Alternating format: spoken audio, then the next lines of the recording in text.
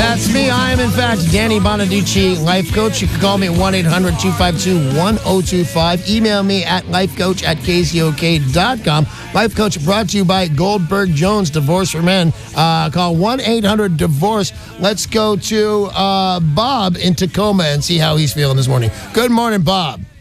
What up, everyone? What's up, man?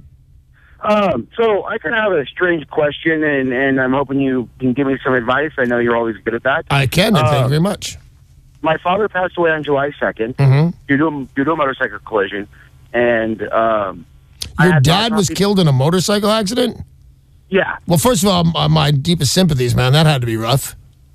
Yeah, he was the first fatality in a motorcycle in Thurston County in 2014. Wow. But nonetheless, I had an autopsy done because I felt that there was potentially malpractice. Now, how do you figure? I mean, the guy, what, did he get hit by a car? A car cut in front of him, and he had to lay the bike down at 55 miles an hour to prevent being hit. The guy got negligent driving, but got that dropped nonetheless. I felt that there was malpractice. I had an autopsy done. Who would the malpractice be on? Who would the malpractice be against? I don't know exactly. Doctor, hospital, they did. Well, if you think it's legitimate malpractice, was it the attending physician? Was it the insurance company? I mean, if you think somebody did it, you must know who that was. The hospital. All right, good. That's all I needed, man. Because here's the thing, and if you guys are out there and you're a doctor or anybody in the healthcare and you're thinking what I'm about to say is so terrible, here's the deal. I'm going to say it sounds to me like you have very little of a case, that you don't have much of a case at all. A guy took the most dangerous way of transportation, and he was killed on a motorcycle. And by the way, I'm very sorry for you, Bob. But here's the thing. So here, my bet is you're going to lose this case, and you're going to have spent money for a lawyer unless you find a lawyer who will take it for a third of your winnings if you do, in fact, win. But here's the thing I'm going to tell you, Bob. I don't want to say the good news because this is all sad. Bob lost his dad. A doctor does not want any malpractice lawsuits. It's on your record. It's right there. You don't have to win. You don't have to lose. You just have to be sued for malpractice. It's like the super bad Yelp alert. He's got a bad rating. He's got a malpractice. So here's my thought, and I hate to say it, but what the hell? You called me. They didn't. Get a lawsuit. Sue them and see if they don't pay you off to go away, and they'll pay you pretty well. They pay their insurance companies a bunch, and that's why they pay the insurance companies so much, because people call and sue. So there's your answer, Bob. Win or lose, sue, and I'm guessing they'll pay you to go away. Thank you very much for the phone call. This is Danny Bonaduce, life coach. He is solving your problems, and all you need to do is make the phone call to 800-252-1025. Charles in Olympia, you're next. Hey, Charles. Hi. What's up, man? Oh, yeah. My wife and I are both sober. She's got 5 years. I got 9 years. I got 3.5 years. I know, that kicks butt. Thanks, man. I never had even 1 year before. I'm pretty excited about this.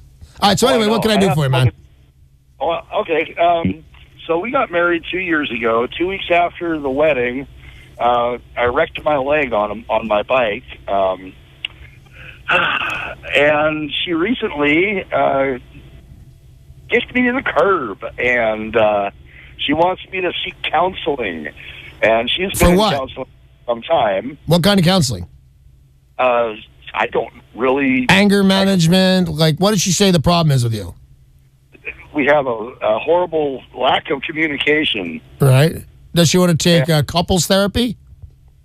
We've tried that. We tried couples therapy with our pastor. We tried outside couples therapy through a VA psychologist. And, nothing's been good enough so far. So... Let me ask you a question, Charles. Do you feel things are good enough? Would you like to get back together with her? That's the thing. She's kind of a chaos junkie, so I'm battling with that one right there. See, I heard that you used the expression chaos junkie, and I thought I was the only person that used it. I use it a lot. It's a thing. I just said to Sarah, I didn't say it this morning, but Sarah's old boyfriend or somebody in this world came home and there was a camera next to the bed full of pictures of that person's betrothed cheating on them. And I said, that person wanted that. That person wanted the chaos. There are people who just, and this is a fact, Charles, there are people who just want the chaos. They thrive on it. It actually, appearing sad makes them happy. Right. All right. So what's your... I'm good. Go ahead, man. Real quick on that other topic, something that makes you think of an ex. David Gray, he had a couple of albums back when, and my ex-girlfriend loved David Gray, and every time I hear any David Gray song, I'm like right back on the beach in San Diego with her. Well, luckily, when you hear a David Gray song, hell is freezing over as well. Nobody plays it anymore, so you'll be fine. All right, so ask me a question. Okay. Oh, say that again? Just ask me a question. What is your specific question for me? Oh, my specific question. Well, if I'm feeling like I'm happily single, then why should I go and get counseling when no one else has said that there's anything wrong with me? Well, I'll tell you why. Because what if you're wrong? What if you're wrong? What if you're not? Somebody that you know and love and trust says this about you. I think you should absolutely take a shot and go to therapy. But I would say, from our brief conversation together, you don't have anything wrong with you. That you know. And by the way, you don't have to have anything wrong with you to go to therapy. I've enjoyed my time in therapy. But I would just say this chick is just riding you and wants to see how far she can make you go. So you know what? If you can stay with her and that's you want, do. But if you feel like you're happily single, go, my friend, and be happy. Kim, calling from Kent. You are the next caller for Danny Bonaduce, life coach. Hey, Kim, what can I do for you? Hi, good morning, Danny. How Morning. you doing? I'm very well, thank you. Good. I have a question for you about grandparents' rights. Mm-hmm. I don't know if you know too much about it or not, but I do, actually. I have a grandson that's 3 months old, and my son's girlfriend is recovering drug addict. Right. And she goes to the methadone clinic every day. She takes Xanax. She takes pills for depression. She takes pills for bipolar. And she, at this time, I was there at the hospital for 14 hours there when my grandson was born. At first, I was being allowed to see him, and now every time I try to get with her to see him, she always has some kind of an excuse. Okay. Yeah. And he's 3 months old, and I want to find out if I have any kind of grandparents' right in the state of Washington. No. And I'm sorry to say that, but do you know the answer to that, or at least a little bit? When the way you asked me, what are the rights in the state of Washington? Because I'd have said yes. I'd have said, of course you have rights. You're the grandparents, my God. But I got this from Rick Jones, who's on the show a lot. It came up, and I think I put my foot in my mouth and was telling a listener, no, of course you got rights. You're a grandparent. You don't in the state of Washington. Did you know that, or very little rights? Yeah, well, I was looking it up on the internet, and it just kind of brings you round and round, and so that's why I was wondering if I could get more of a definitive answer. You can. But what is it that you want? Do you want visitation with this child? I want visitation with the child. Okay, the rights are different. If you had these rights, you just see the child because those are your rights. But you can sue for visitation. And if this is a person in recovery, courts are loath to mess with a biological parent. But if you're there at the hospital and you've helped her in and out of her drugs, if she's taken methadone with Xanax, which, by the way, super whammy bad combination, that can kill her. And you know that, and she doesn't seem to. If you sue, and you don't have to have rights to sue. You have to be within your right to say, hey, this is my granddaughter, this is my grandson. I'm going to go, I want to visit. I want to make sure she's healthy and everything's going right. I think you will win that. So the answer to your question is no, you have no rights. But having said that, as an American citizen, you have the right to sue anybody, including your daughter-in-law. Hey, good luck, Kim. Good luck to you, Kim. Don in Cleellum, you're on with Danny Bonaduce, life coach. Hey, Don. Hey, Danny, how you doing? I'm good, man. What's up? I got a 15-year-old son, right? Yep.